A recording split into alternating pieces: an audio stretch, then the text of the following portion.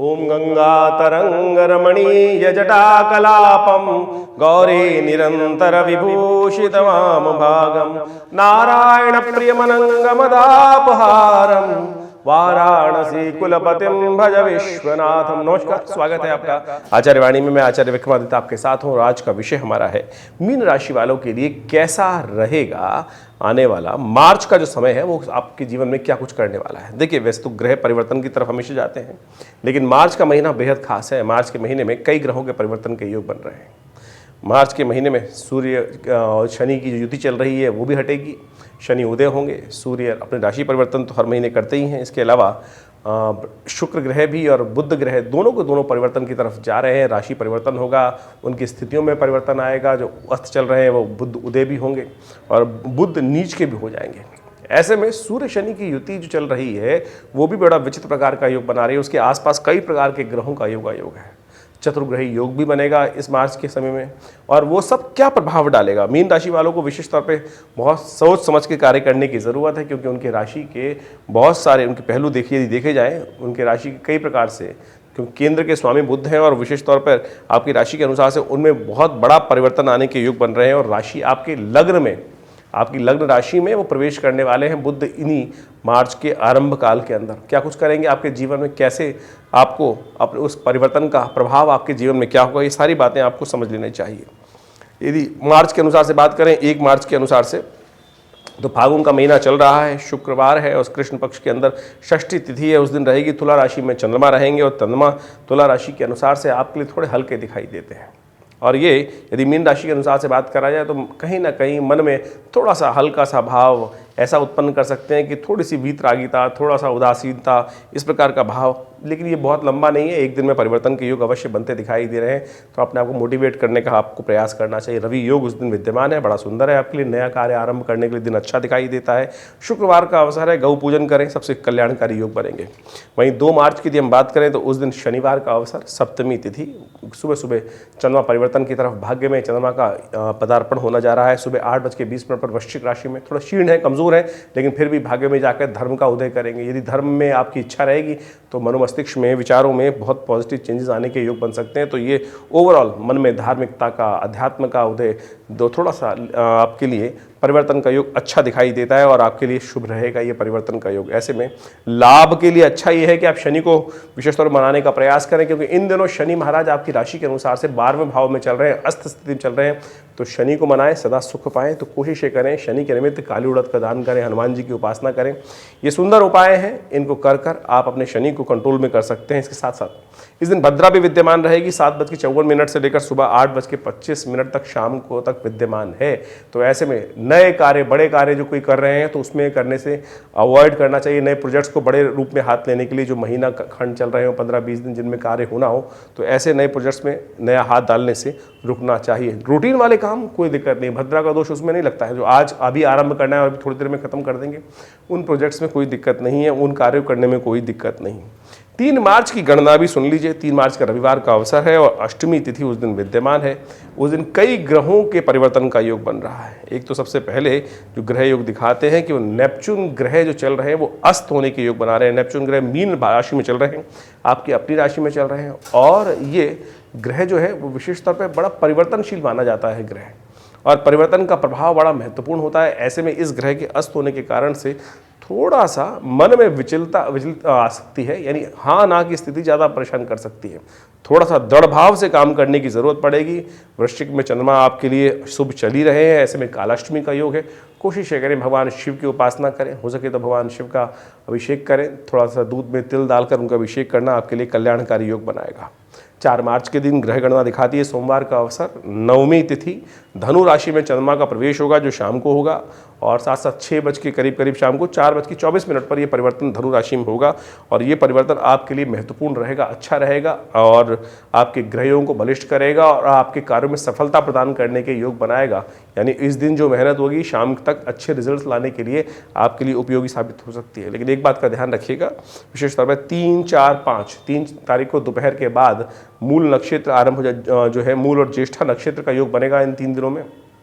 तो ऐसे में जो जातक जन्म ले रहे हैं इन दिनों, विशेष तौर पर उनको ध्यान रखना चाहिए, उनके माता पिता को उन बच्चों की मूल शांति अवश्य करानी चाहिए। ये एक विषय ऐसा है, हम कई बार आपको अवगत कराने का प्रयास करते हैं। बहुत सारे लोग इससे भिन्नता रखते हैं और इसको थोड़ा सा ऐसे रख लेते हैं कि आज कराई कराई नहीं कराई नहीं कराई, लेकिन ये ऐसा कष्ट है जो जीवन में छोटे से प्रयास से दूर हो सकता है। अन्यथा जीवन में कई प्रकार के विघ्न, कई प्रकार के कष्ट, कई प्रकार की रुकावटें देखने को मिलती हैं।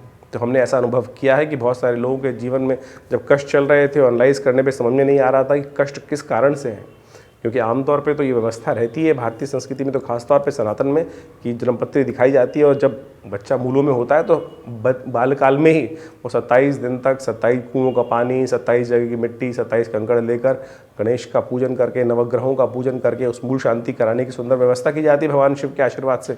लेकिन अब बहुत सारे लोग हैं जो नहीं कराते आजकल। तो ऐसे में जब जीवन में कष्ट आता है तो फिर देखने में पता चलता है कि जब मूल शांति कराई गई उस बड़ी आयु में आके, तब जाकर वो कष्ट दूर हुए। इतने सुंदर ग्रह जो काम नहीं कर रहे थे वो काम करना शुरू किया।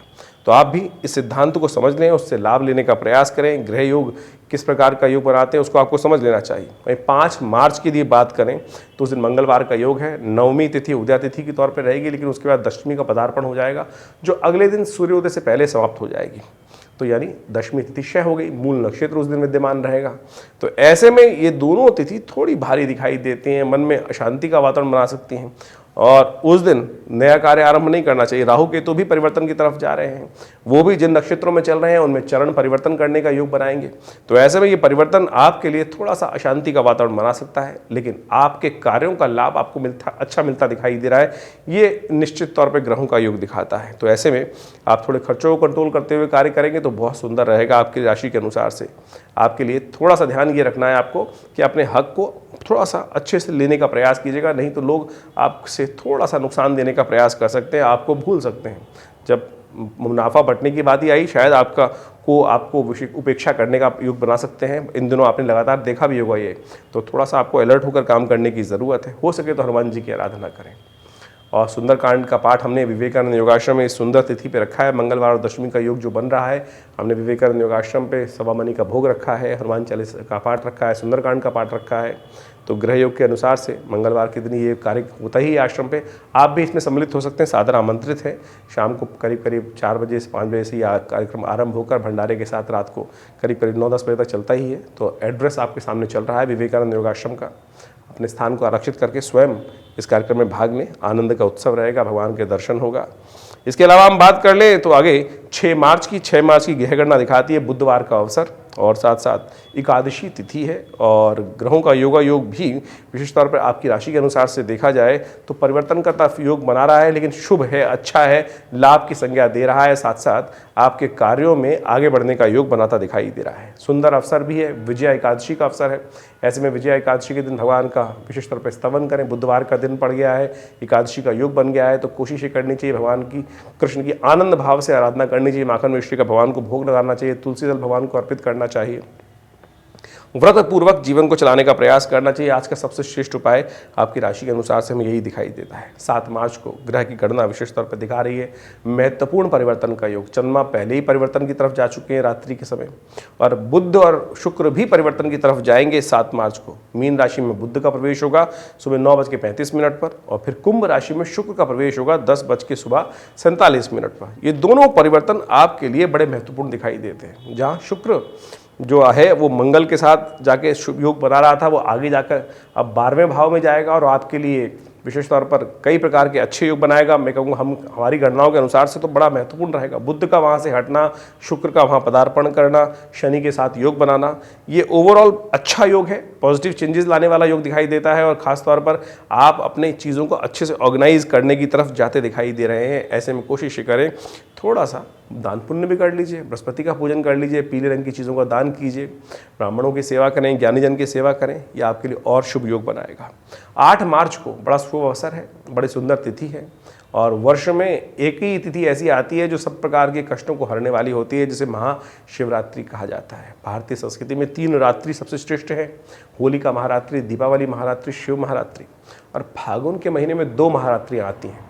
शिव महारात्रि जो साक्षात समस्त प्रकार के मोह का नाश करने वाली है, भगवान का आशीर्वाद देने वाली हैं, तो ऐसी शुभ तिथि का अवश्य लाभ लेने का प्रयास करना चाहिए। उसके बाद इस फागुन में ही होलिका महारात्रि भी आती है जो विजय को देने वाली होती है। तो ऐसे में भगवान का विशेष तौर पर स्तवन करने का सुंदर अवसर है। और ग्रहों का योगा योग भी बड़ा महत्वपूर्ण आपके लिए अच्छा बना हुआ है, लाभ की संज्ञा दे रहा है। मंगल के साथ चंद्रमा का सुंदर योग जो एकादशवें भाव में है, लाभ की बहुत सुंदर योग बनाता है आपके लिए। आपकी राशि के अनुसार से भी योग बनते हैं कि शिव की आराधना करनी चाहिए, दूध का दान करना चाहिए। तो आप कोशिश ये करें भगवान शिव की सुंदर तरह से आराधना करें। हमने भी विवेकानंद योगाश्रम में बड़ा भव्य कार्यक्रम रखा है इस महाशिवरात्रि के अवसर पर। हमारे यहाँ बड़ी प्राचीन परंपरा है, हमारे आश्रम पर भगवान शिव के पार्थिव शिवलिंगों का निर्माण किया जाता है। और जितने भी जो अनुष्ठान में लोग बैठते हैं, शस्त्र लोग, वो सब मिट्टी से पार्थिव शिवलिंग का निर्माण करते हैं। 108 शिवलिंग बनाए जाते हैं हर यजमान के द्वारा, और फिर उनका षोडशोपचार पूजन रुद्र अष्टाध्यायी के द्वारा उनका अभिषेक सुंदर तरह से कार्यक्रम रहता है। शाम को 5 बजे करीब 4 बजे से रुद्र महायज्ञ के साथ ये कार्यक्रम आरंभ होता है और रात्रि पर्यंत चलता है। आप भी इसमें आनंद भाव से सम्मिलित हों। अपना स्थान आरक्षित करने के लिए सुंदर तरह से इस फ़ोन नंबर जो दिए हैं उन पर स्थान आरक्षित कर सकते हैं। तिथि बहुत सुंदर है, उदया तिथि त्रयोदशी है, प्रदोष काल में भी त्रयोदशी का योग बन रहा है। उसके बाद मध्यरात्रि के अनुसार से रात को 10 बजे के आसपास चतुर्दशी का आगमन हो जाएगा। इसलिए महाशिवरात्रि का सुंदर पर्व ये रहेगा। तो ऐसे में पूर्ण रूप से इसका लाभ लेने के लिए बड़ा सुंदर तिथि है। बहुत सारे लोग भ्रांति उत्पन्न करने का प्रयास कर रहे हैं कि नहीं अगले दिन वैष्णवों को अगले दिन मनानी चाहिए। शैव मत है और सुंदर तरह से शास्त्र कहता है कि मध्यरात्रि में जब चतुर्दशी विद्यमान हो, शीत काल में चतुर्दशी विद्यमान हो, शाम के समय प्रदोष का योग बन रहा है, तो इससे सुंदर तिथि हो नहीं सकती है। तो आनंद भाव से भगवान का स्तवन करके समस्त दोष रहित होकर प्रभु का स्मरण करिए, कल्याण के योग बनेंगे। शिव समस्त सब प्रकार से कल्याण करने वाले हैं। 9 मार्च के दिन भी ग्रहों का योग आपकी राशि के अनुसार से बड़ा सुंदर बना है। चतुर्दशी का योग बन रहा है, साथ साथ शनिवार का अवसर है। ग्रह नक्षत्र आपके लिए थोड़े से भारी दिखाई देते हैं, अननेसेसरी का नुकसान करने का योग बना सकते हैं। ध्यान रखते हुए कार्य करने की ज़रूरत है। बेकार के प्रपंच में न फंसें, खर्चों को न बढ़ाएं, इस बात का ध्यान रखना चाहिए आपको, अन्यथा कहीं कहीं खर्चों की मार आपके ऊपर पड़ सकती है। उपाय के तौर पर सबसे श्रेष्ठ ये है कि आप विशेष तौर पर काली चीज़ों का दान करें। पीपल के पेड़ के पास जाकर एक दिया प्रज्वलित करें और वहाँ प्रदक्षिणा कर लें 5-6, तो अच्छा रहेगा आपके लिए। 10 मार्च को ग्रहों का योग दिखाता है, रविवार का अवसर और अमावस्या तिथि है उस दिन, और फागुन की अमावस्या का सुंदर योग बन रहा है। मीन राशि में जो है चंद्रमा प्रवेश करेंगे, लेकिन रात्रि में प्रवेश करेंगे। तो ऐसे में देव कार्य के लिए सबसे शुभ, विशेष तौर पे पितृ इत्यादि कार्यों के लिए भी और देव कार्य दोनों कार्यों के लिए अमावस्या बड़ी प्रशस्त दिखाई देती है। ऐसे में सबसे अच्छा ये अपने पितरों को तर्पण करें, और विशेष तौर पर अपने पितरों का तर्पण अवश्य करना चाहिए। क्योंकि कई बार जीवन में आप लोग हमें प्रश्न करते हैं, बहुत बार बताते हैं कि पितृदोष हो गया है। पितृ ऋण होता है, पितृ दोष नहीं होता है। पितृ ऋण से ही पितृ दोष की प्रवृत्ति बन जाती है, जिसके कारण वो आपके कर्म का दोष होता है। और उसके लिए एक सबसे श्रेष्ठ कार्य है तर्पण करना, गंगा स्नान करना, विशेष तौर पर अपने पितरों के निमित्त गायत्री का जप करना। यदि ये कर सकें तो सबसे श्रेष्ठ है। ऐसे में इतने सुंदर तरीके से आप इन सब चीज़ों का कार्य करने का प्रयास करें। और हमने विवेकानंद योगाश्रम में सुंदर व्यवस्था बनाई है कि विशेष तौर पर जो लोग अपने पितरों के निमित्त तर्पण इत्यादि करना चाहते हैं, गायत्री करना चाहते हैं, ब्राह्मण भोजन कराना चाहते हैं, तो वो सब हमारे नंबर्स पे फ़ोन कर अपने पितरों के निमित्त अपने दिवंगत आत्माओं के लिए, आत्म शांति के लिए सुंदर कार्य कर सकते हैं। ये विवेकानंद योगाश्रम करीब पिछले 60 सालों से विवेकानंद दिल्ली में कार्य कर रहा है। हमारे पिता आचार्य श्री केशव देव जी ने इस आश्रम की स्थापना करी, और यहाँ नित्य प्रति करीब 8 घंटे यज्ञ होता है। समय समय पर विभिन्न प्रकार के उत्सव आदि मनाए जाते हैं। नित्य प्रति 8 घंटे जैसा हमने कहा यज्ञ माँ भगवती का सुंदर चमत्कारी श्री विग्रह विद्यमान है, जो 1947 में मुल्तान से 500 साल पुरानी दिव्य प्रतिमा हमारे आश्रम पे पदार्पित होकर वहाँ आज भी प्रतिष्ठित है, और उनके सानिध्य में नित्य प्रति 8 घंटे यज्ञ चलता है। आप सब भी उन समस्त कार्यक्रमों में सम्मिलित हो सकते हैं और लाभ ले सकते हैं प्रभु के साक्षात भजन का। और साथ साथ अभी शिवरात्रि के महापर्व पर सुंदर कार्यक्रम रहेगा, जो करीब रुद्र महायज्ञ से आरंभ होगा, और रुद्र अष्टाध्यायी के दिव्य पाठ के साथ, रुद्र सूक्त के साथ, बहुत सारे विभिन्न मंत्रों के साथ भगवान का अभिषेक किया जाएगा। पार्थिव शिवलिंगों का बड़ा भव्य निर्माण किया जाता है। भगवान के विभिन्न प्रकार के शिवलिंगों का निर्माण किया जाता है। समस्त जितने भक्तगण उपस्थित होते हैं वो सब मृत्तिका को अभिमंत्रित कर मिट्टी को पार्थिव उसके द्वारा पार्थिव शिवलिंगों का निर्माण किया जाता है। समस्त भक्तों के द्वारा 108 शिवलिंग बनाते हैं, ऐसी परंपरा रहती है।